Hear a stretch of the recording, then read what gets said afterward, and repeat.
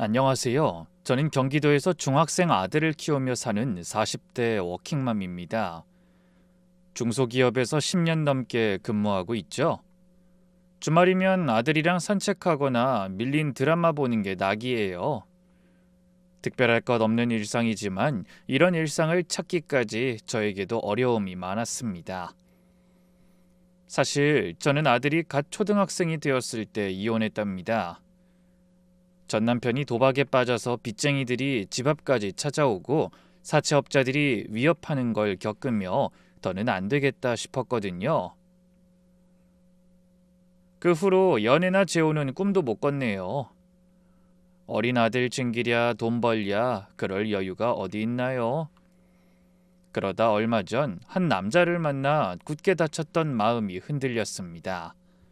그런데 그 사람과 새로운 인생을 꿈꾸던 와중에 아주 우연히 끔찍한 진실을 마주하게 됩니다. 지금부터 저는 그때 겪은 상상도 하지 못할 사연을 털어놓으려 합니다.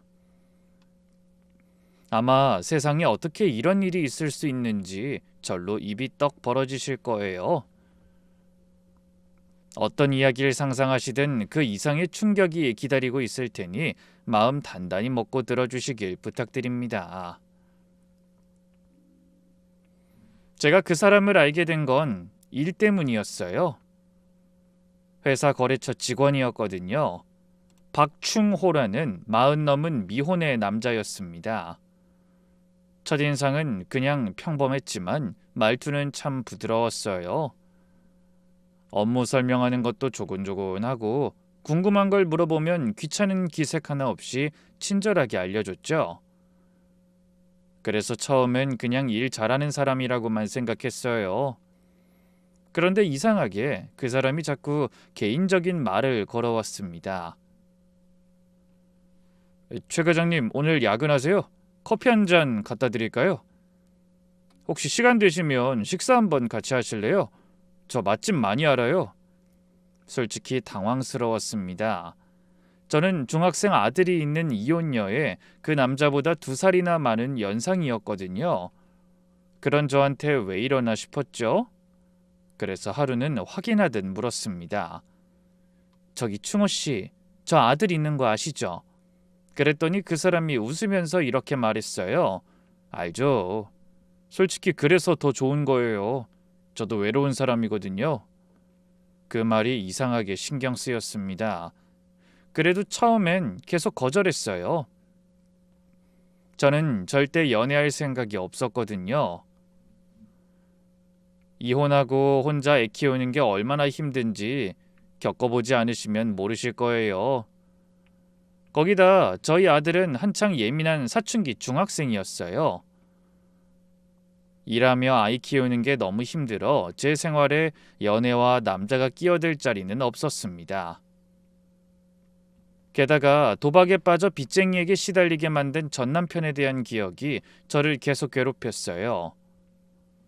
그래서 다시는 남자라는 인간들을 안 믿겠다고 마음먹었죠. 하지만 충호 씨는 포기를 모르는 사람 같더군요. 억지로 만나자고 조르는 게 아니라 그냥 꾸준히 저의 일상을 챙기며 연락해 왔어요.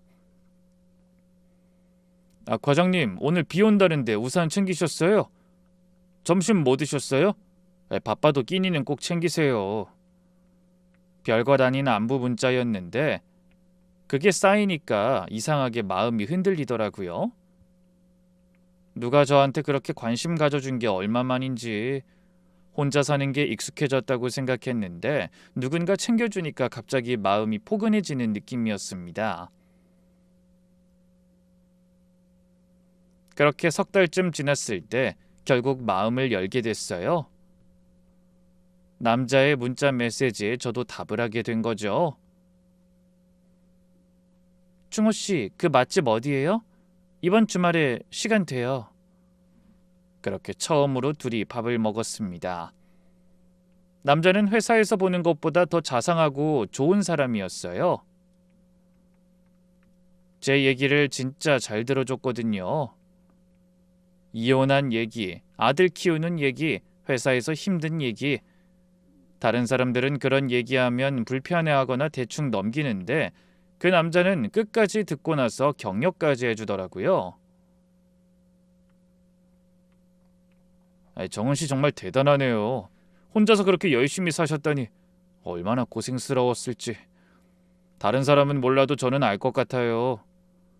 그 말 한마디에 눈물이 핑 돌았습니다. 그동안 아무한테도 못 들은 말이었거든요. 그 후로 저와 남자는 자주 만났어요. 반년 넘게 만나는 동안 한결같은 사람이었죠. 제가 야근하면 회사 앞에서 기다렸다가 집까지 데려다주고 주말에 장 보러 가면 같이 가서 무거운 걸 들어주기도 했어요. 무엇보다 좋았던 건 제 아들 민준이한테 잘해줬다는 거예요. 사춘기 애들이 얼마나 예민한지 아시죠? 엄마가 남자 만난다고 하면 보통 싫어하거든요. 저도 그게 제일 걱정이었어요. 그런데 충호 씨가 민준이한테 먼저 다가가더라고요. 민준아, 요즘 무슨 게임해? 아저씨도 좀 알려줘. 학교에서 재밌는 일 없었어? 친구들이랑은 잘 지내? 처음엔 민준이도 경계하는 눈치였어요. 대답도 퉁명스럽게 하고 눈도 안 마주치고요. 하지만 충호 씨가 계속 살갑게 대하니까 조금씩 마음을 여는 게 보이더라고요. 그러던 어느 날 남자가 저희 모자를 집으로 초대했습니다.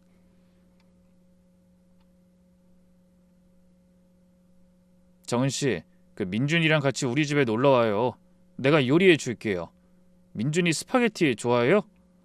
그래서 찾아가게 된 충호 씨의 집은 서울에 있는 34평 아파트였어요. 혼자 사는 집이라고 하기엔 꽤 넓더라고요. 근데 더 놀란 건 집 상태였어요. 노총각이 산다는 게 믿기지 않을 만큼 너무나 깔끔했어요. 싱크대에 물때 하나 없고 화장실도 반짝반짝 빛나고 정리가 잘 돼 있었어요. 아들도 눈에 커다랗게 뜨고 집안을 둘러보더라고요. 그날 충호 씨가 직접 스파게티를 만들어줬습니다. 보통 식당보다 훨씬 맛있더군요. 민준이도 맛있다고 접시를 싹싹 비웠고요. 식사하면서 충호 씨가 민준이랑 게임 얘기를 하는데 진짜 재밌게 대화하더라고요. 억지로 맞춰주는 게 아니라 본인도 즐기면서 얘기하는 게 느껴졌어요. 집에 돌아가는 길에 민준이가 이런 말을 했습니다. 엄마, 그 충호 아저씨랑 결혼해도 될 것 같아. 꼰대처럼 잔소리하려고 하지도 않고 얘기하면 재밌어. 그 말을 듣고 얼마나 안심이 됐는지 몰라요. 까칠한 아들의 입에서 그런 말이 나올 줄은 몰랐거든요. 그쯤 충호 씨가 자신의 과거를 털어놨습니다. 둘이 저녁을 먹다가 갑자기 표정이 어두워지니 힘겹게 입을 열더라고요. 정은 씨, 나 말 못한 게 있어요. 뭔데요? 난 어릴 때 부모님을 다 잃었어요. 네? 사고로 두 분 다 돌아가셨거든요. 그래서 어릴 때부터 성인이 될 때까지 보육원에서 자랐어요. 대학도 혼자 힘으로 일하면서 야간으로 다녔고요. 평소 가족에 대해 말을 하지 않아 좀 궁금하긴 했지만 그런 상처가 있는 사람인 줄은 몰랐던 터라 적잖이 놀랐습니다. 그제야 예전에 남자가 자기도 외로운 사람이라고 했던 말의 뜻을 깨닫게 됐죠. 뭐라고 해야 할지 몰라 말문이 막힌 저를 향해 충호 씨가 계속 말을 이어갔어요. 그래서 정은 씨랑 민준이를 보면 얼른 따뜻한 가정을 이뤄서 진짜 가족이 되고 싶다는 생각이 많이 들어요. 민준이도 나처럼 외롭게 자라지 않게 내가 든든한 아버지가 되어주고 싶고 정은 씨도 힘들지 않게 지켜주고 싶어요. 충호 씨, 저는 괜히 마음이 짠해져서 남자를 가만히 바라보기만 했습니다. 그런 저에게 상대가 웃으며 말했어요. 정은 씨, 혹시 내가 초혼이라 걱정이 된다면 그런 생각 안 해도 돼요. 나한테는 결혼 반대할 부모님도 안 계시고 그 두 사람만 좋다면 아무도 우리가 가족이 되는 걸 방해할 사람이 없으니까요.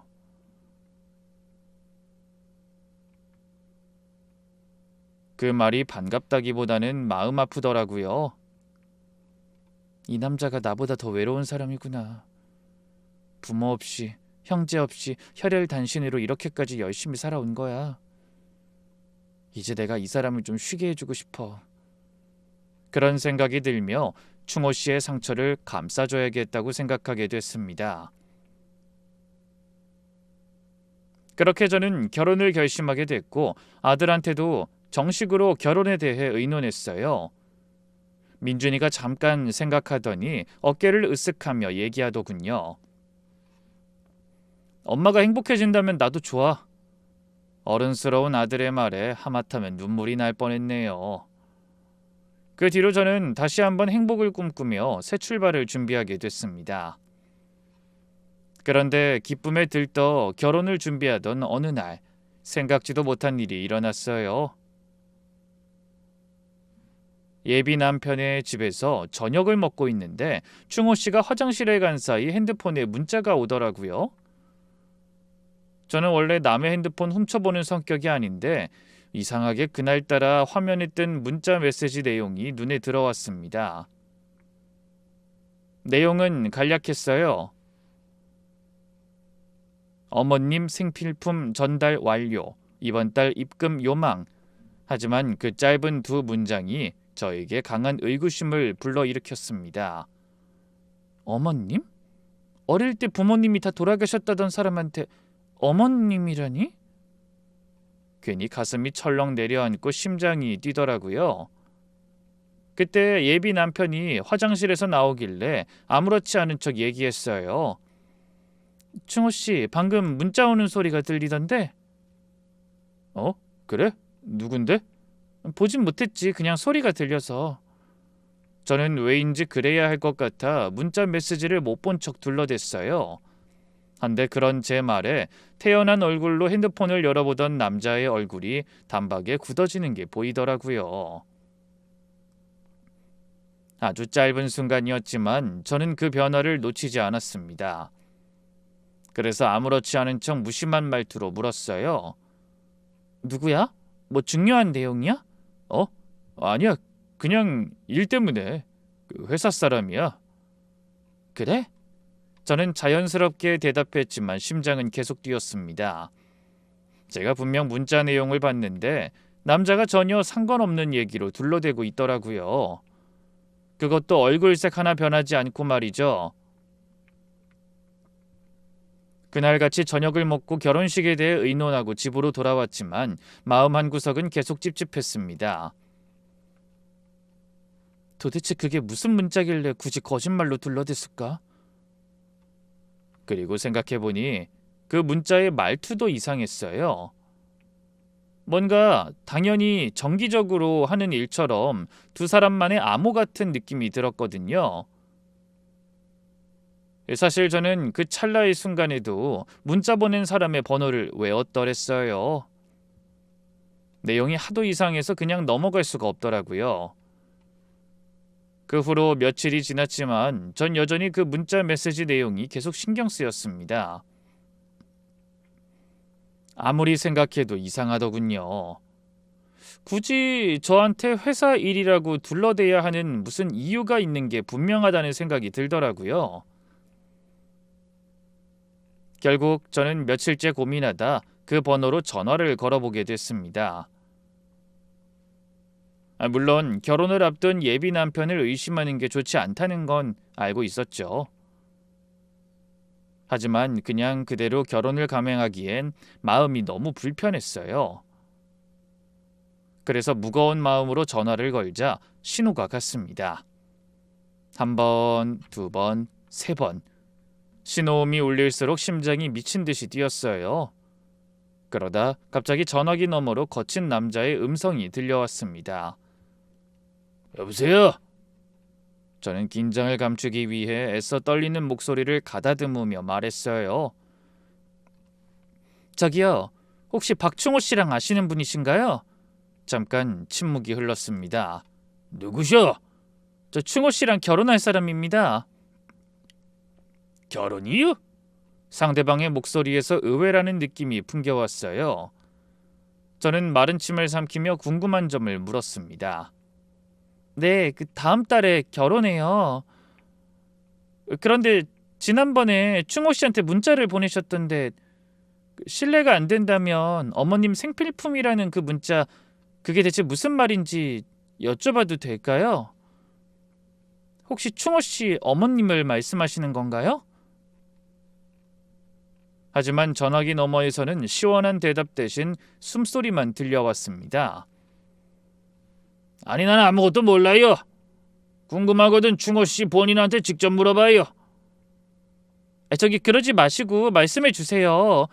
부모님 얘기는 예민한 문제라서요. 혹시 충호 씨 어머님이 살아계신 건가요? 나는 아무것도 모른다니까. 난 그냥 돈 받고 시키는 대로 배달만 하는 사람이라고. 네? 배달이요? 뭘 어디로 배달해요? 하지만 남자는 곧 자신이 실수했다고 느꼈는지 언성을 높이더군요. 아니, 할 말 없다는데 왜 이래요? 충호 씨한테 직접 물어보라고. 그러더니 전화가 뚝 하고 끊겨버렸습니다. 저는 한참 동안 꺼진 화면만 바라봤어요. 배달? 어디로 뭘 배달한다는 거지?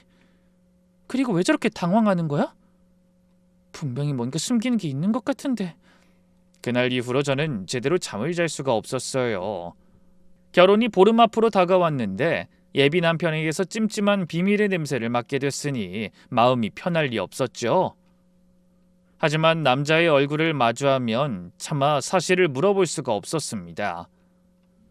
혹시라도 일부러 진실을 숨긴 거라면 아무것도 모르는 척해야 뭐라도 알아낼 수 있을 것 같았거든요. 제가 이상함을 눈치챘다는 걸 알면 일부러 증거를 숨겨버릴지도 모른다는 걱정이 앞서더라고요. 그때 머릿속으로 퍼뜩 떠오르는 생각이 있었어요. 저와 통화한 남자가 예비 남편에게 그 얘기를 털어놓으면 어쩌나 하는 걱정이었죠.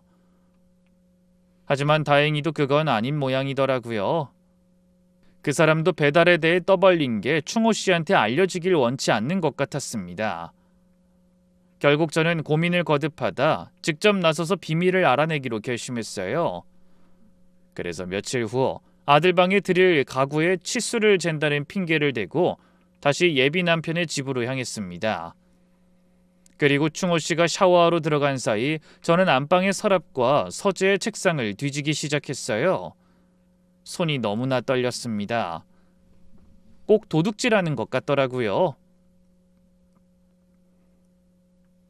예비 남편 집에서 이러면 안 되는 거라는 건 알고 있었죠. 하지만 뭔가 단서를 찾기 전에는 멈출 수가 없었어요.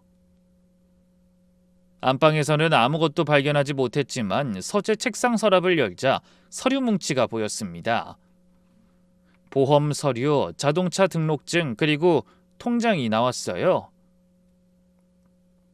저는 숨을 죽이고 통장 내역을 살펴봤죠.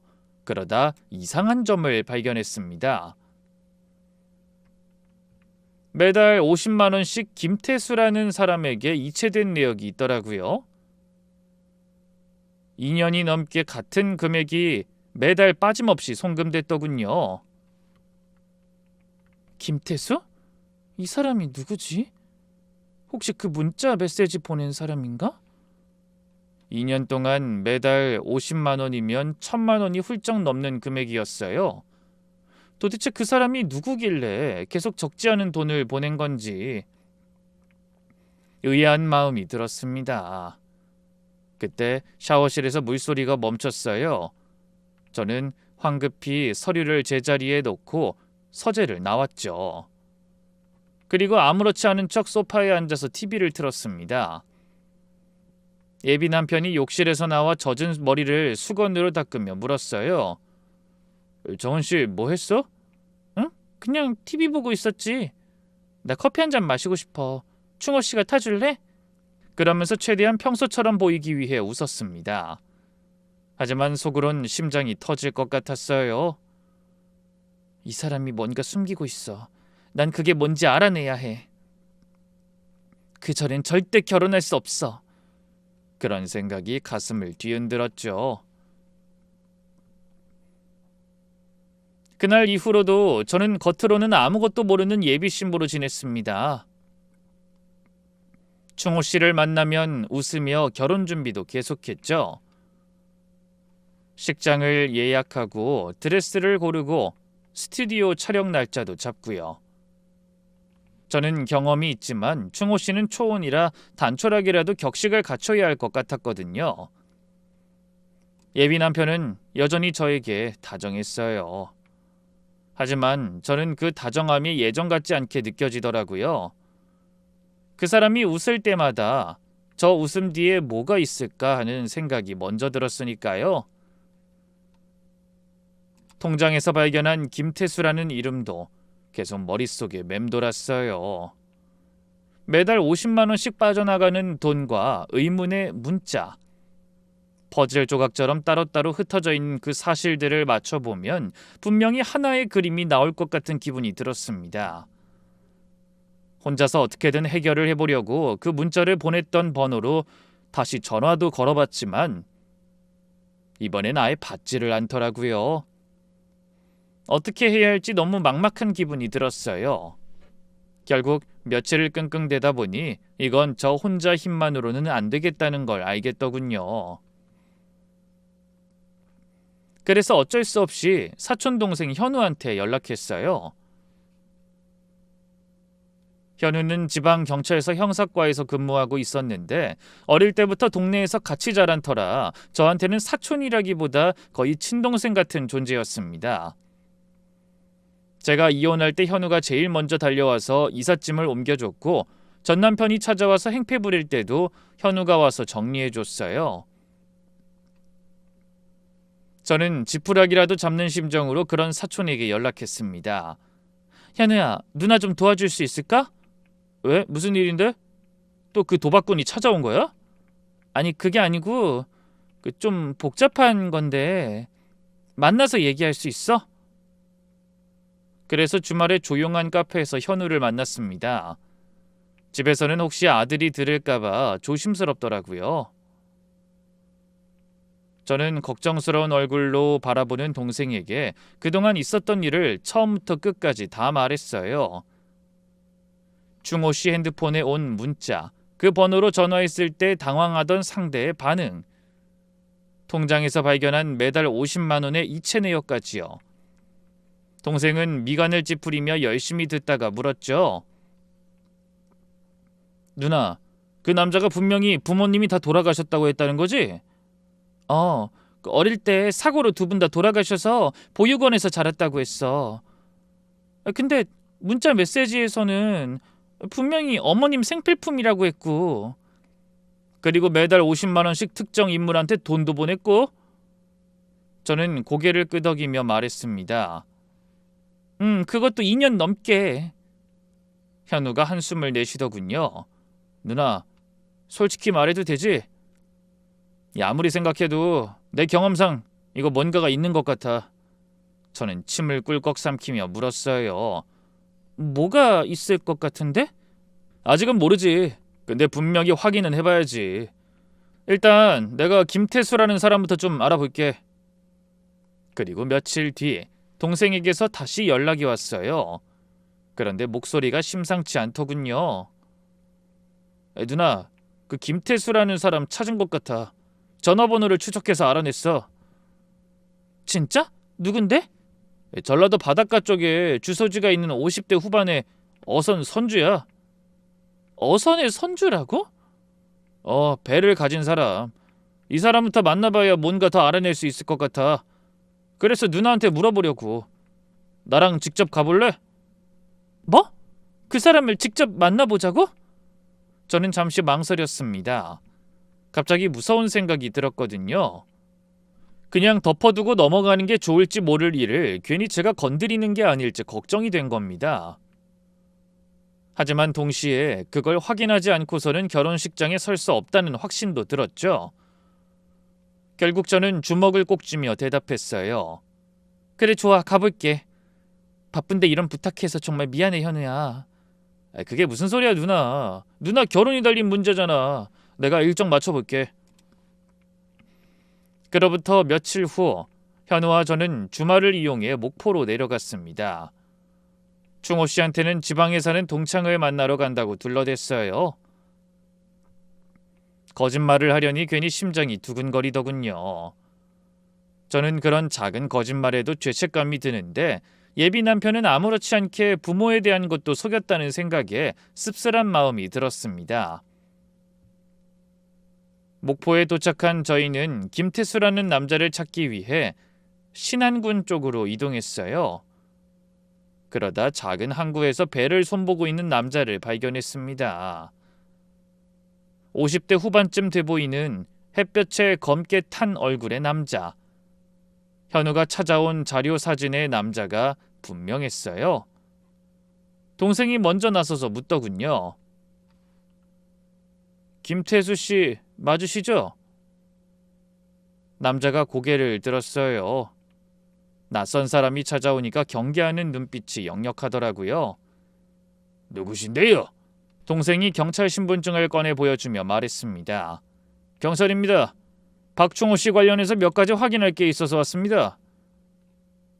김태수는 얼굴이 확 굳어지더니 슬금슬금 시선을 피하며 손을 저었어요. 난 그런 사람 몰라요. 하지만 현우는 물러서지 않았죠. 모르는 사람한테 매달 50만 원을 받고 문자 메시지를 보내지는 않으셨을 텐데요. 돈은 도대체 왜 요구한 거예요? 김태수가 입술을 깨물며 눈치를 봤습니다. 그 상태로 한참 동안 아무 말이 없더니 결국 한숨을 푹 내쉬며 입을 열더라고요. 그건 배달비예요. 내가 일하고 정당한 돈으로 받는 거라고요. 현우는 미간을 찡그리며 한 발 앞으로 다가서서 물었어요. 배달비라니 뭘 배달하시는데요? 생필품이요. 빵, 생수, 라면 뭐 그런 거 한 달에 한 번 섬으로 갖다 준다고요. 섬이요? 무슨 섬이요? 김태수가 한숨을 쉬며 바다 쪽을 턱으로 가리켰어요. 여기서 배로 한참 들어가 있는 섬인데 무인도예요. 사람이 안 살아요. 사람이 안 사는데 왜 생필품을 보내요? 그 말에 뜨끔한 김태수가 잠깐 망설이더니 힘겹게 내뱉었습니다. 더는 말 못해. 아무튼 난 아무 잘못도 없어. 그냥 시키는 대로 일하고 돈 보내는 것뿐이라고. 그러면서 뒷걸음질 치자 동생이 표정을 바꿔 남자를 살살 달래더라고요. 김태수 씨한테 잘못이 있다는 게 아닙니다. 그냥 누가 왜 그런 일을 시켰는지 그걸 알아보려고 하는 것뿐이에요. 애먹이지 않고 협조하면 불이익 당하는 일은 없을 겁니다. 동생의 말에 갈등을 거듭하던 남자는 눈동자를 불안하게 이리저리 굴리며 입을 열었습니다.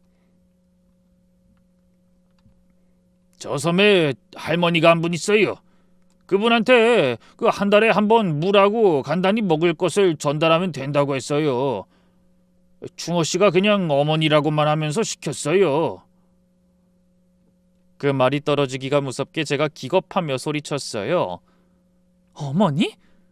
그럼 정말 충호 씨 어머니가 살아 계신다는 거예요? 그것도 아무도 없는 무인도에? 네, 그 이상은 몰라요. 저는 다리에 힘이 풀리고 현기증까지 느껴졌지만 현우가 팔을 잡아줘서 간신히 넘어지지 않을 수 있었죠. 동생이 걱정스러운 표정으로 저를 바라보다 고개를 돌려 남자에게 또 물었습니다. 그럼 그 할머니는 왜 거기 계신 거예요? 그 섬에 사람도 없다면서요. 김태수가 동생의 눈을 피하며 말했어요. 맞아요.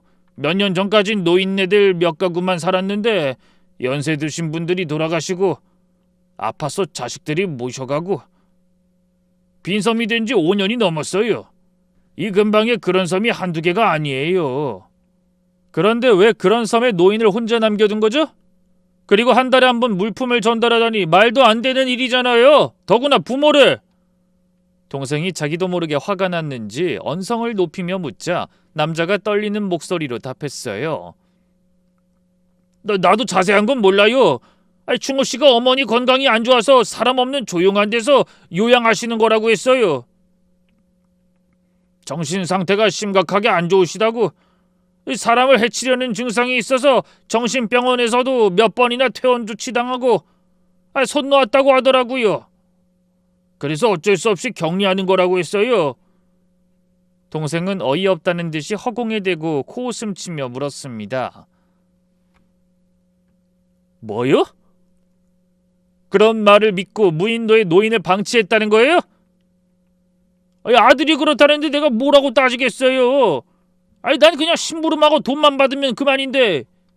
현우가 차가운 목소리로 물었어요. 그 할머니를 직접 본 적 있어요? 가끔요.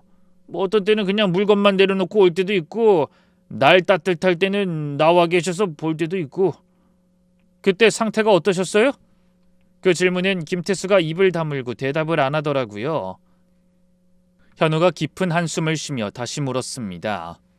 김태수 씨, 한 가지만 정직하게 말해주세요. 그 할머니가 정말 정신이 안 좋고 공격적으로 보이던가요? 김태수가 한참 동안 바닥만 보다가 작은 목소리로 중얼거렸어요. 그냥 보기에는 잘 모르겠더라고요. 정신병 환자라기보다 그냥 겁에 질린 노인 같았어요. 현우는 이를 악물며 화를 억누르는 것 같았어요. 그때 충격에 빠져있던 제가 저도 모르게 이런 말을 내뱉었습니다. 우리를 그 섬에 데려다줘요. 당신은 어떻게 가는지 알잖아요. 그러자 김태수가 펄쩍 뛰며 손사래를 치더군요. 안 돼요. 박충국 그 사람이 알면 가만히 있지 않을 거예요. 절대 비밀로 하기로 했는데. 남자의 반응에 동생이 눈에 힘을 잔뜩 주며 으름장을 놨죠. 이건 범죄에 해당할 수도 있는 사안이에요. 협조 안 하면 당신도 공범으로 처리돼서 중형에 처해질 수 있다는 거 아시죠? 현우가 그렇게 딱 잘라 말하니까 김태수의 얼굴이 하얘지더라고요. 아니, 나는 그냥 시키는 대로 한 것뿐이라고. 그러니까요. 지금 협조하면 참고인이고 안 하면 공범되는 거라고요. 선택해요. 김태수가 한참을 머뭇거렸어요. 얼마나 고민하는지 땀을 다 흘리더군요. 그러다 결국 고개를 끄덕였습니다. 알았어요. 근데 정말 거기 사람 사는 곳이 아니에요. 전기도 없고 수도도 안 나오고. 각오 단단히 하고 들어가요. 저는 말문이 막혀 대답하지 못했습니다. 그렇게 사람 사는 곳이 못 된다면서 사방이 바다라 고립된 섬에 노인이 혼자 있는 걸 뻔히 알면서 모르는 척하며 방치했다니 기가 막히더라고요. 대체 예비 남편은 그런 곳에 왜 남도 아닌 자기의 친부모를 가둔 건지 이해가 되지도 믿기지도 않았습니다. 다음 날 아침 저희는 김태수의 어선에 올랐어요. 혹시나 밤사이 김태수가 도망이라도 칠까봐 차를 그 남자의 집 앞에 세우고 밤새도록 지켰죠. 섬에 들어가던 날 날씨는 맑았지만 바람이 매서웠어요. 배가 파도를 넘을 때마다 배전이 크게 흔들리더라고요. 저는 배를 타본 적이 거의 없어서 속이 울렁거렸지만 그보다 가슴속이 더 요동쳤습니다. 현우가 걱정스러운 듯이 물었어요. 누나 괜찮아? 괜찮아. 좀 어지러운데 참을만 해. 너야말로 주말에 배까지 타다니. 누나가 미안하다. 아니, 이건 누나를 위한 일만은 아니야. 경찰로서 이런 노인학대의 현장을 그냥 모른 척 넘어갈 순 없어. 그런 동생의 얼굴을 보며 저는 한숨을 쉬었습니다. 멀미는 나고 마음은 불안하고 한편으로는 이게 현실인가 싶기까지 했어요. 불과 열흘 전까지만 해도 저는 결혼을 앞둔 행복한 예비 신부였는데 다정한 남자와 새 출발을 꿈꾸던 그때가 마치 거짓말 같더라고요. 그렇게 멀미와 사투를 벌이며 한참을 달려 드디어 풀이 무성하게 자라있는 섬에 도착했습니다. 김태수가 깃바위 쪽으로 배를 붙이더니 밧줄을 묶으며 말했어요. 내려요. 난 여기서 기다릴 테니까. 늦지 않게 나와요. 바람이 더 불면 파도가 너무 높아서 위험할 수 있어요. 동생이 그런 남자를 돌아보며 말했습니다. 같이 안 가요? 난 거기 안 올라가요. 물건 놔두고 오는 것도 빨리빨리 하고 나오는데 내가 왜... 김태수의 표정이 묘했어요. 무서워하는 것 같기도 하고 찝찝해하는 것 같기도 하고요. 현우는 혹시라도 모를 일에 대비해 목소리에 힘을 주며 말했습니다. 혹시나 그냥 도망칠 생각하지 말아요. 우리 여기 놔두고 도망친다고 해결되는 건 아무것도 없으니까. 오히려 내가 연락 안 되면 일이 더 복잡해질 수 있으니 혹시라도 어리석은 생각하지 말라고요. 그러자 김태수가 한숨을 쉬며 고개를 끄덕이더군요. 잠시 후 저와 현우는 갯바위를 딛고 섬에 올랐습니다. 섬에서 처음 느낀 건 고요함이었어요. 파도 소리, 바람 소리, 새소리, 그런 자연에서 들리는 소리 말고는 아무것도 들리지 않았거든요. 문명에서 들리는 소리는 하나도 나지 않았습니다. 정말 사람의 흔적이라고는 찾아보기 힘든 곳이었죠. 김태수의 설명을 떠올리며 풀이 허리까지 자란 좁은 길을 따라 계속 올라갔어요. 길이라고 하기도 뭐한 게 사람이 다닌 흔적이 거의 없었거든요. 한 달에 한 번 김태수가 다녀간다고 했지만 보아하니 거의 갯바위 근처에 물건만 내려놓고 가는 것 같았어요. 간신히 언덕을 넘으니까 마을 같은 게 보이더군요. 돌담으로 둘러싸인 집들이 대여섯 채 있었는데 전부 비어 있었습니다. 지붕이 내려앉은 집, 벽이 허물어진 집, 대문이 떨어져 나간 집, 어디 하나 성한 곳이 없더라고요. 사람이 떠난 지 오래된 게 한눈에 보였어요. 그때 현우가 손가락으로 한 집을 가리켰습니다. 누나, 저기 봐. 마을 끝자락, 다른 폐가들보다 조금 상태가 나은 집이 하나 있었습니다. 그나마 지붕이 붙어있고 마당에 뭔가가 널려 있었어요. 가까이 가보니 빨래였습니다. 낡은 수건이랑 속옷이 빨랫줄에 걸려 있었는데 다 빛이 바래서 누렇게 변해 원래 무슨 색이었는지도 모를 지경이었죠. 그리고 집 앞에 빈 생수병이 수십 개 쌓여 있었어요. 그 빈 플라스틱 병들이 충호 씨의 어머니가 얼마나 오랫동안 그곳에 방치되어 있었는지를 말해주더라고요. 저는 가슴이 철렁 내려앉았어요. 여기 정말 사람이 살고 있구나. 이렇게 아무도 없는 곳에서 충호 씨의 어머니가... 현우가 조심스럽게 집 안으로 들어가 창호지 문을 두드리며 말했습니다. 계십니까? 어르신! 하지만 대답이 없어 문을 한 번 더 두드렸죠. 어르신 안에 계신 거 알아요. 저희는 어르신을 도와드리려고 온 사람입니다. 문 좀 열어도 될까요? 그때 안에서 작게 부스럭거리는 소리가 들렸습니다.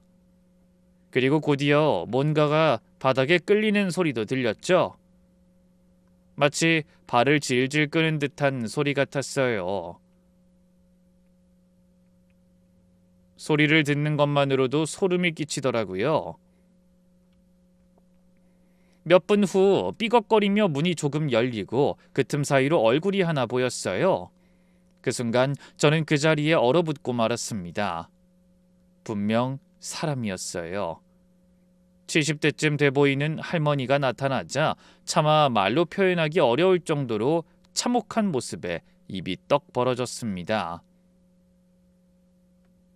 뼈가 앙상하게 드러난 몸, 헝클어져서 엉킨 머리카락, 때가 끼고 삭은 옷, 맨발이었는데 발톱이 길게 자라서 안으로 말려 들어가 있었어요. 얼굴에는 핏기가 하나도 없고 광대뼈만 튀어나와서 해골 같았습니다. 그리고 가장 눈에 띈 건 힘없는 짐승처럼 겁에 잔뜩 찔린 표정이었어요. 저는 애써 떨리는 목소리를 가다듬으며 물었습니다. 저기 혹시 박충호라는 사람 아시나요? 헌데 그 순간 할머니가 뜻밖의 반응을 보였어요. 제 말이 떨어지기가 무섭게 갑자기 두 손을 모으더니 그 자리에서 무릎을 꿇는 겁니다. 그러고는 이마를 바닥에 찌으면서 빌기 시작하는 게 아니겠어요? 잘못했어요. 잘못했어요. 제발 살려주세요. 저와 동생은 너무 놀라서 아무 말도 하지 못했습니다. 그 와중에도 할머니는 연신 머리를 조아리며 몸을 부들부들 떨더군요. 충호가 보냈나요? 나 죽이라고 보낸 거요? 잘못했어요. 제발 죽이지만 마세요. 얼마나 큰 두려움에 떠는지 이가 딱딱 부딪히는 소리가 들릴 정도였습니다. 현우도 엄청나게 놀란 것 같았어요. 형사로 일하면서 별별 현장은 다 봤을 텐데 그런 현우의 얼굴에도 충격이 가득하더라고요. 저는 황급히 할머니 앞에 쪼그려 앉았습니다. 아니에요, 할머니. 그런 거 아니에요. 저희는 충호 씨가 보내서 온 게 아니에요. 해치러 온 거 아니라고요. 그런 저의 외침에 할머니가 간신히 정신을 차렸는지 조심스럽게 고개를 들었어요. 그리고 눈물 범벅이 된 얼굴로 저를 올려다봤습니다. 눈에 경계심이 가득한 게 저희를 믿어도 되는 건지 살피는 것 같더군요. 정말 충호가 보낸 거 아니요? 네, 아니에요. 여기 이 사람은 경찰이에요. 할머니 도와드리려고 온 거예요. 그 말을 듣자 할머니가 제 다리를 부여잡고 울기 시작했어요. 아이고, 사람이 왔네. 사람이 왔어. 그 울음소리를 듣고 있자니 제 눈에서도 눈물이 쏟아졌습니다. 그 사이 현우는 집 안으로 들어가 상태를 확인했어요. 나중에 들은 얘기인데 안에 들어가는 순간 역한 냄새가 코를 찔러서 숨을 참아야 했다더군요. 집안에는 유통기한이 한참 지난 빵봉지가 널려 있었고 빈 생수병이 한쪽 구석에 산더미처럼 쌓여 있었답니다. 라면 상자가 있긴 한데 가스레인지에 연결된 가스통이 완전히 비어 있었다네요. 물을 끓일 수가 없으니까 생라면을 봉지채 부숴서 그냥 씹어 먹은 흔적이 여기저기 있었다고 합니다. 전기도 안 들어오니 밤이면 칠흑 같은 어둠이었을 거예요. 수도도 안 나오니까 씻지도 못하고 화장실도 제대로 쓸 수 없었을 거고요. 마당을 둘러보니 우물이 하나 있더라고요. 사람이 없어 관리가 제대로 되는지는 모르겠지만 할머니가 쓸 수 있는 물은 그것뿐인 것 같았어요. 저는 차마 안에 들어가지 못하고 마당에서 할머니를 안고 있었습니다. 할머니 몸에서도 참기 힘든 냄새가 났지만 그런 건 아무 상관없었어요. 그저 안쓰러워서 눈물만 흘렸죠. 얼마나 시간이 흘렀는지 조금 진정된 듯한 할머니를 향해 제가 조심스럽게 물었습니다. 할머니, 여기서 얼마나 계셨어요? 몰라. 시간이 얼마나 갔는지. 언젠가부터 날짜 계산하는 것도 다 까먹었어. 그럼 여기 온 날짜는 기억하세요? 할머니는 기억을 더듬어 자신이 처음 섬에 들어온 날짜를 말씀하셨는데 놀랍게도 2년이 넘었더라고요. 저는 또 한 번 놀라서 소리쳤어요. 세상에, 2년이 넘게 여기에 혼자 계셨다는 거예요? 2년? 뭐 벌써 그렇게 됐구만. 가끔 누가 먹을 거 놔두고 가는 것 말고는 아무도 안 왔어. 할머니는 말을 잇지 못하고 또 눈물을 흘리셨어요. 그때 머릿속에 떠오르는 게 있었죠. 예비 남편이 김태수에게 매달 50만 원을 송금한 기간도 2년 정도 됐었어요. 그러니까 자기 어머니를 섬에 가둔 후부터 김태수에게 매달 같은 금액을 송금하며 심부름을 시켰던 것 같더라고요.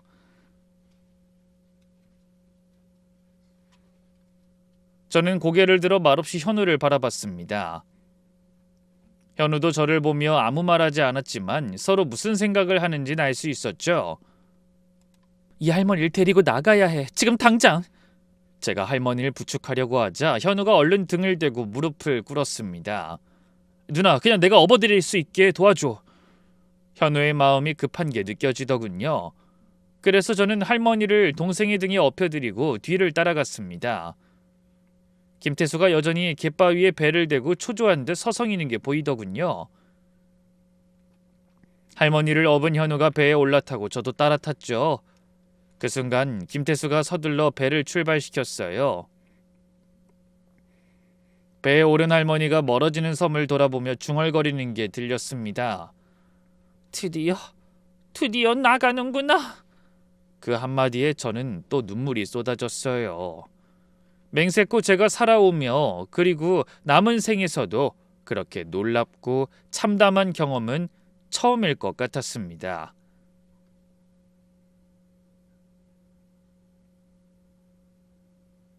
(2년) 동안 할머니는 매일 그 섬에서 바다를 바라보며 누군가 자기를 데리러 올 날만 기다렸을 거라는 생각에 말문이 막혔죠.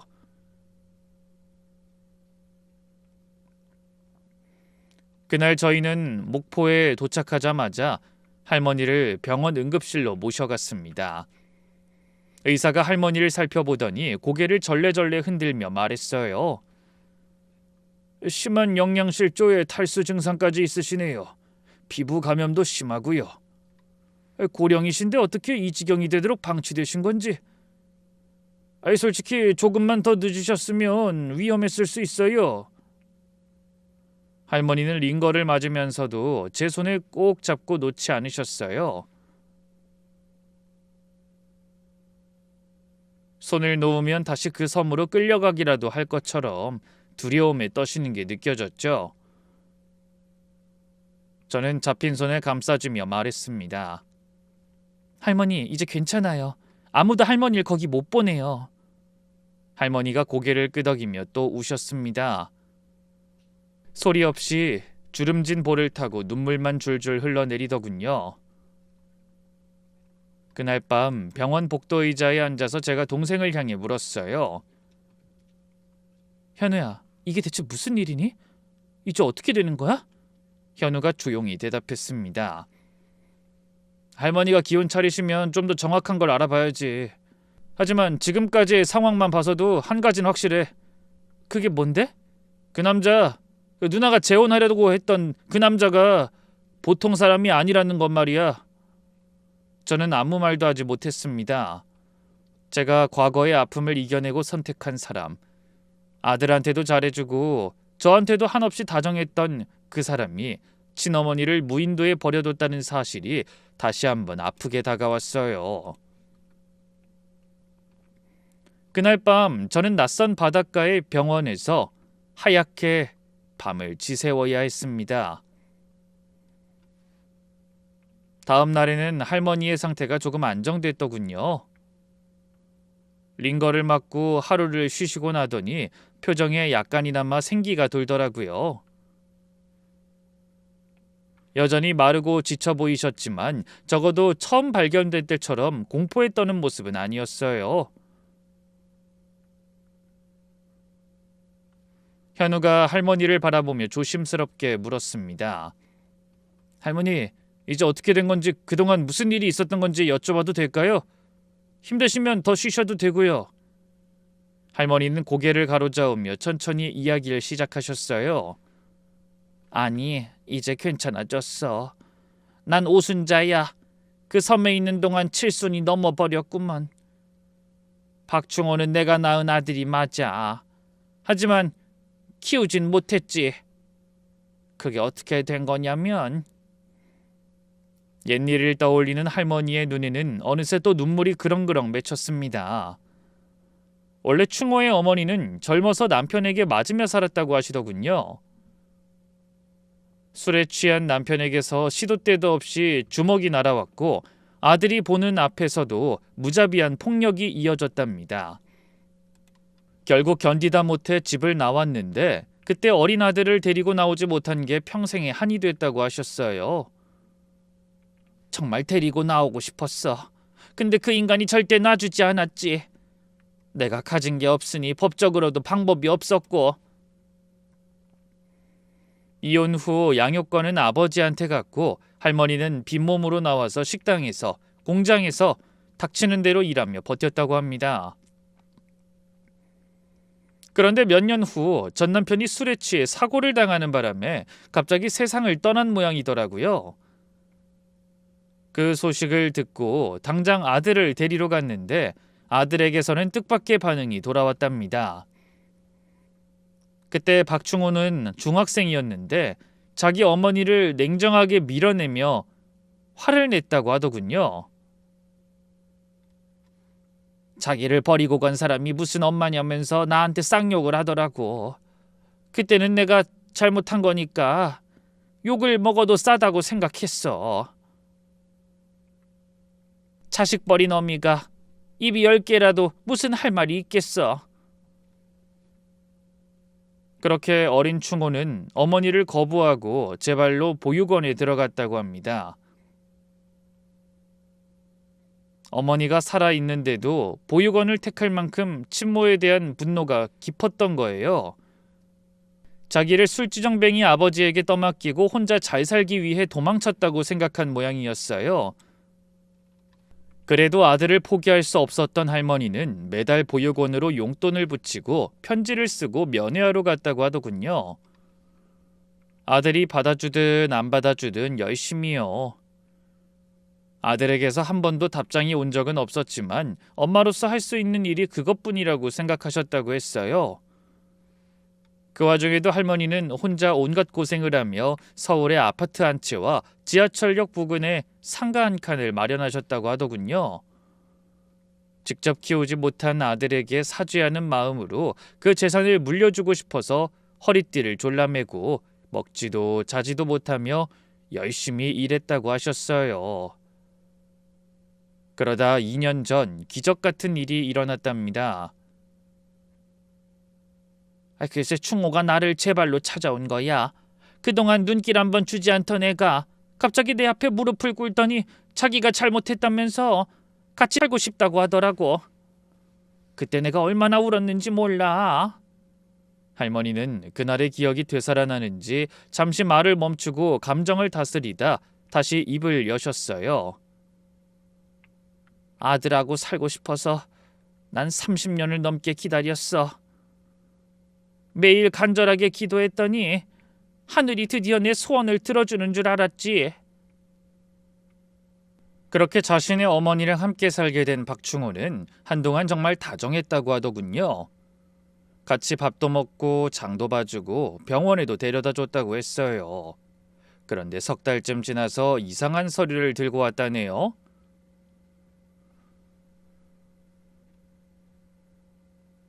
요즘 노인들이 사기를 많이 당한다면서 보이스피싱이 많아서 위험한 세상이니 자기가 재산을 안전하게 관리해 준다고 하더라고. 난 그 서류에 이름만 쓰고 도장만 찍으면 된다고 하길래 충호가 하라는 대로 했지. 아들이랑 사는 게 꿈만 같아서 의심할 생각도 못했어. 할머니는 기꺼이 아들이 말하는 곳에 도장을 찍었다고 합니다. 30년 만에 같이 살게 된 아들이 해달라는데 거절할 생각조차 못하셨던 거죠. 그게 뭔 서류였는지 나중에야 알았어. 날 치매 환자로 만들어 놓는 거였지. 박충호는 위조된 진단서로 할머니를 치매 환자로 등록하고 성년 후견인이 됐어요. 그러고는 아파트와 상가의 명예를 전부 자기 앞으로 바꿔버렸다고 하더군요. 저와 아들을 초대했던 서울의 34평 아파트, 그게 원래는 박충호 친모의 집이었던 겁니다. 그렇게 모든 재산을 가로챈 아들은 자기 어머니에게 더는 빼먹을 재산이 없다고 판단했는지 갑자기 태도가 돌변했답니다. 그렇게 살갑던 애가 갑자기 나를 짐짝 취급하더라고. 집안에서 아무것도 못하게 윽박지르더니 어느 날 그러는 거야. 공기 좋은 곳에 가서 좀 쉬다가 오라고. 좀 걱정이 되긴 했지만 그때까진 설마 충호가 나한테 그렇게까지 할 줄은 몰랐어. 공기 좋은 곳, 그게 바로 사람이 살지 못하는 무인도였던 겁니다. 박충호는 어머니를 섬에 내려놓고 돌아서며 이렇게 말했다고 해요. 나한테 그러더라고. 가만히만 있으면 굶어 죽지 않게 먹을 거랑 물은 보내준다고. 근데 어설프게 밖으로 나오려고 하면 그것마저 끊어버린다고.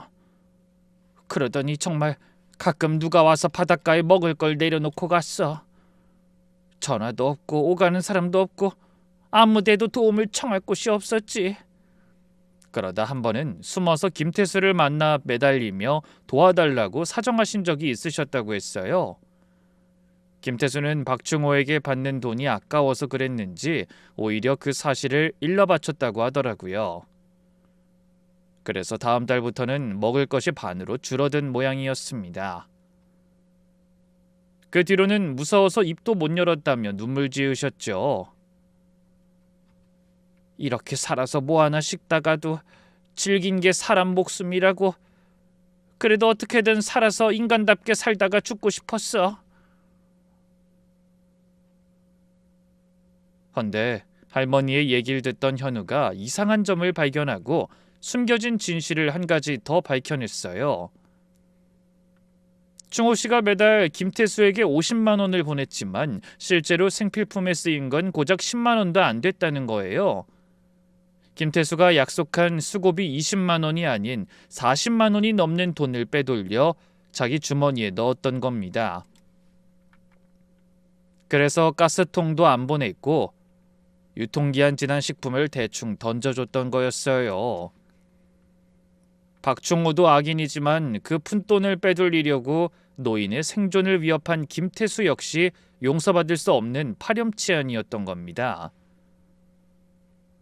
현우는 경찰서로 돌아가 곧바로 수사 협조를 요청했어요.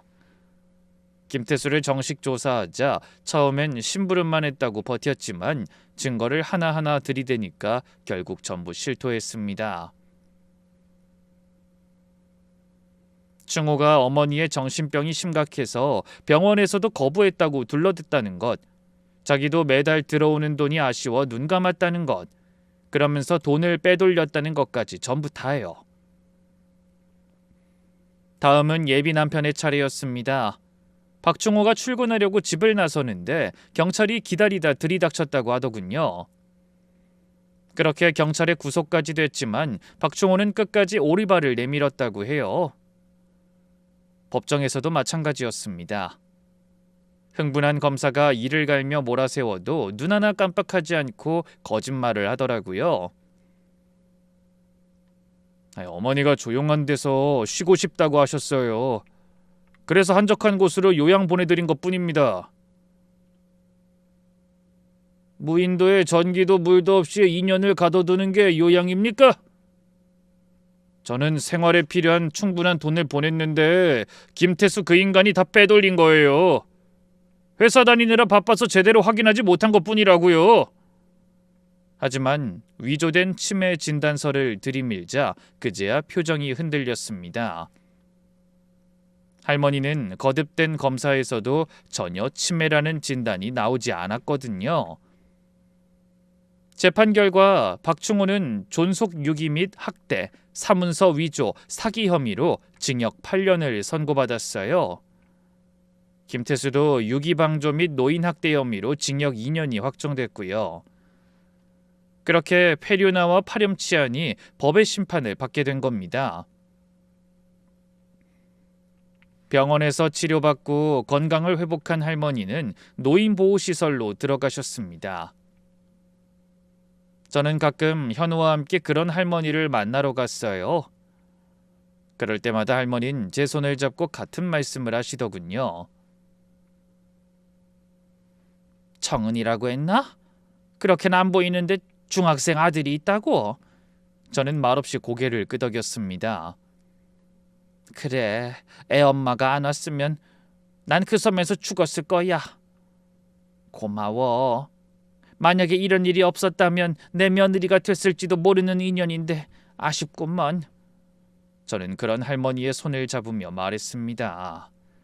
그런 인연은 아니라도 가끔 찾아올게요. 몸 건강히 잘 지내세요.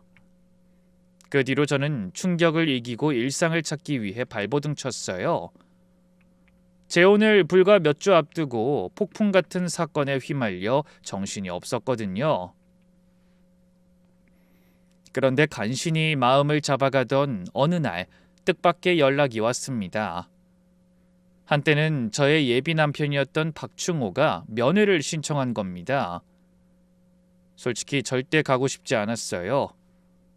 그 얼굴을 본다고 생각만 해도 소름이 돋았거든요. 하지만 한편으로는 왜 그랬는지 직접 듣고 싶은 마음도 있었습니다. 그래서 고민 끝에 남자를 만나러 갔죠. 요리창 너머 박충호가 앉아 있었습니다. 수의 차림이었지만 의외로 표정은 담담하더라고요. 저는 말을 빙빙 돌리지 않고 단도직입적으로 물었습니다. 왜 그랬어? 어머니한테 그런 짓을 저질러 놓고 어떻게 멀쩡한 얼굴로 그 집에서 가정을 꾸릴 생각을 해? 박충호가 입꼬리를 올리며 대답했어요. 왜긴 그런 인간을 엄마라고 할 수 있어?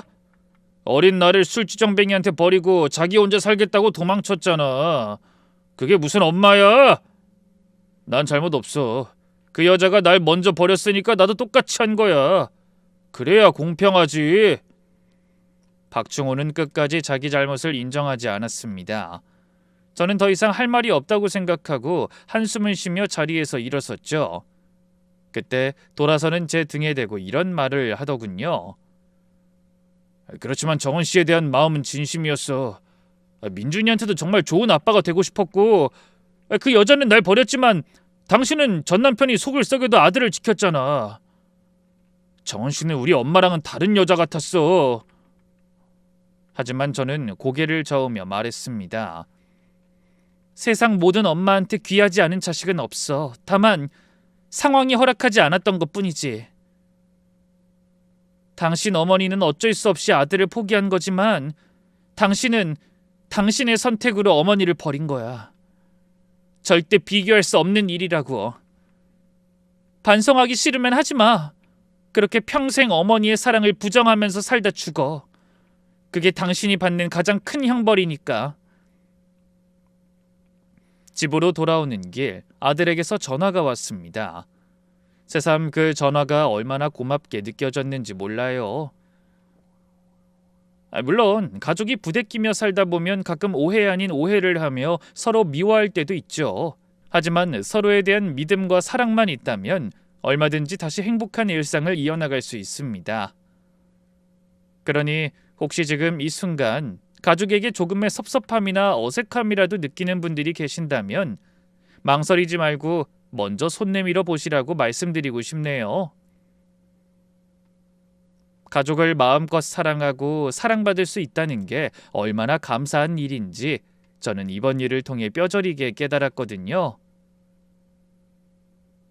그럼 오늘 이 사연을 함께 하신 모든 분이 행복한 가정 안에서 평화로운 하루 보내시길 바라며 저는 이만 물러가겠습니다. 경청해 주신 모든 분 정말 감사합니다.